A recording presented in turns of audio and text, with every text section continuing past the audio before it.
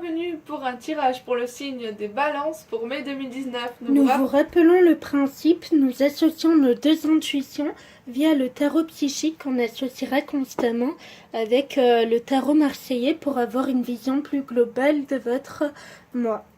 Donc nous commençons avec la carte de l'intuition qui dit que vous devriez être vigilant à votre intuition, à l'écoute de vos rêves, bien analyser les rêves surtout qui sont... vous capterez les messages que l'univers tente de vous envoyer et vous saurez, vous comprendrez un peu mieux votre véritable nature, votre fonctionnement psychique. Des choses se révéleront à vous via vos rêves. Interprétez-les. Cette carte est associée à l'impératrice. Alors je pense que quand il vous vient des idées, quand vous suivez votre intuition pour ne pas les oublier, vous devriez les mettre par écrit. C'est-à-dire que vous pouvez avoir des révélations sur vous-même par vos rêves ainsi que par votre chakra coronal et plus vous les écrivez, plus un projet naîtra en fait, parce que c'est vraiment la carte de la nativité et de la conception. Donc mettez-vous à tenir un petit journal. Oui. Ensuite nous avons la carte du pouvoir, un mélange de pouvoir et de sagesse. Pour moi, cette carte révèle un conflit entre la volonté de dominer ou la volonté de faire preuve de sagesse.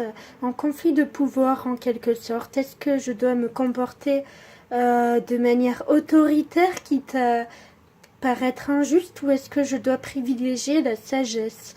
Cette carte est associée à l'amoureux à l'envers. Alors, je pense que vous avez un pouvoir sur plusieurs personnes ou sur plusieurs situations et que vous avez tellement de possibilités que vous faites pas forcément le meilleur choix pour vous. Vous avez besoin de voir toutes vos possibilités et vous ne choisissez pas forcément le plus agréable au final. Oui, ou bien pour moi, c'est vraiment... vous avez un choix à faire dans vos relations et il y a un conflit entre la volonté de conserver un rapport dominant-dominé, donc à user de son pouvoir pour son paraître, ou bien la volonté de se comporter avec équité, avec sagesse. Il y a ce rapport dominant-dominé ou alors sagesse qui vous pose, qui vous fait réfléchir. Ensuite, nous avons la carte de la destinée. C'est-à-dire votre chemin de vie selon vos karmas, selon les choses que vous rencontrerez souvent dans votre chemin de vie en fait, et sur lesquelles vous pourriez commencer à travailler. Cette carte est associée à la lune à l'envers. Alors, moi je pense que vous êtes confronté à des jalousies, des trahisons et des médisances de la part de quelqu'un de votre entourage. Vous n'êtes pas serein. C'est vraiment une carte où les émotions sont difficiles. Je dirais que c'est un petit peu comme la carte de la maison Dieu, enfin c'est la combinaison de ces deux-là.